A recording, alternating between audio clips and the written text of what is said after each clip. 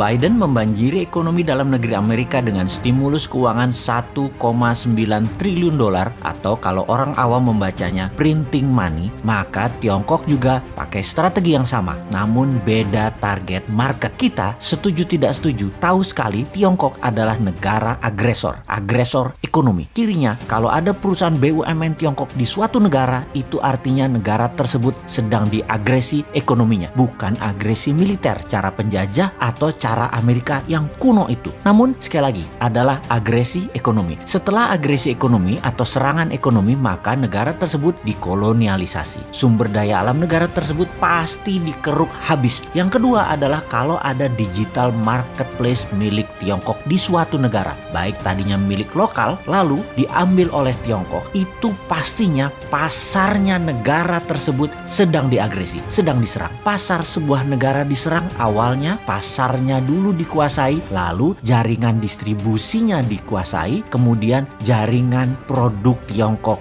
masuk. Kemudian ketika sistem pembayaran non-tunai asing masuk atau pembayaran non-tunai milik lokal kemudian dicaplok Tiongkok langsung atau tidak langsung, ini artinya sistem keuangan negara tersebut sedang diagresi. Semua ini terbungkus rapih dengan propaganda manisnya nanti ekonomi suatu negara tersebut jika bergabung dengan Tiongkok nantinya akan indah. Itu janjinya mereka, itu persepsi yang diberikan oleh mereka. Tapi nanti negara tadi suatu hari mereka jadi tua. Nanti negara yang diagresi tadi jadi kurus. Negara yang dikoloni jadi jelek, tak terawat karena nggak ada biaya maintenance, nggak ada biaya krim malam, nggak ada biaya sunblock, nggak ada biaya PRP, nggak dikrimbat rambutnya, nggak dipilates bodinya, nggak dikasih makan sehat tubuhnya. Begitu tua, jelek, penyakitan, pindahlah Tiongkok tadi cari bini baru. Sama, nggak bakal dirawat juga mereka. Ya dipakai terus aja sampai kering. Sedulur, perlukah kita urai apa sih yang negara tersebut atau negara selir-selir Tiongkok itu dikerjainnya? Juga ada pertanyaan, kok banyak sih negara mau jadi selirnya dan harus melayani kaisar Tiongkok tersebut? Strategi ekonominya ya sama seperti informasi di awal, dengan printing money. Itulah mengapa kita katakan berkali-kali, siapa negara yang pakai MMT? Ya hanya Tiongkok dan Amerika. Negara lain pakai teori ekonominya Adam Smith, pakai John Maynard Keynes, pakai ilmu-ilmu itu dah. Lalu bagaimana cara agar setelah SDA sebuah negara sudah di tangan, agresi berikutnya adalah pasar digital atau marketplace, dan setelah itu apa lagi? Yang dilakukan adalah mencekik ekonomi kelas bawah dengan mendapatkan dolar dari negara yang diagresi agar kering mata uang internasionalnya, agar kering mata uang multi currency negara yang diagresi tersebut. Tiongkok memberikan insentif di dalam negerinya. Insentif setiap dapat dolar dibayar renminbi 3 kali lipat. Misalnya baju batik dicetak di Tiongkok, dijual di marketplace. Batik Indonesia, buatan Indonesia, harga pasarannya adalah Rp150.000 untuk atasan. HPP Garment di Solo katakan Rp80.000. HPP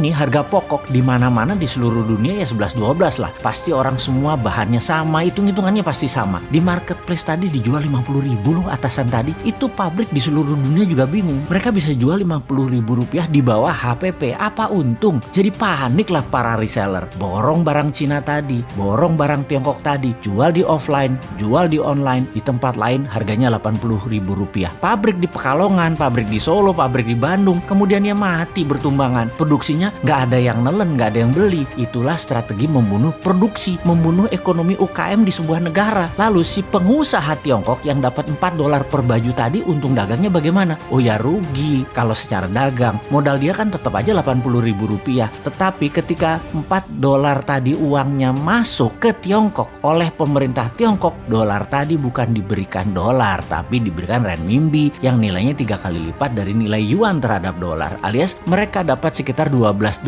atau Rp150.000. Jadi modal tetap Rp80.000, jual dapat Rp150.000 karena dolarnya dikali 3 kan terhadap renminbi. Ya untung juga pedagangnya. Di sini dolar masuk Tiongkok dan renminbi dicetak aja, kasih ke rakyatnya sendiri. Toh untuk sektor produksi, Tiongkok print money renminbi 3 kali lipat transaksi dolar masuk ke Tiongkok. Itu kuncinya. Disinilah pedagang untung. Underlying printing renminbinya ada 2. 1, dolar yang nilainya sepertiga, sisanya manufaktur Tiongkok, sektor produktif, nggak bakal inflasi. Itulah teori MMT. Dengan satu strategi printing money, Tiongkok dapat dolar, Tiongkok dapat meningkatkan produksi, Tiongkok mematikan UKM negara koloninya, dan bisnis Tiongkok terus menyedot wilayah-wilayah lainnya lagi. Simpel kan bernegaranya mereka? Kok beginian aja nggak bisa ditiru sih? Tempe bener bener? Nyampe nggak sih ilmu beginian ke pejabat ekonomi dan keuangan negara? Oke lah, sing sabar ya kaum new mind. Kita nonton aja old mind mainin negara. Walau nggak enak nontonnya, agak wagu,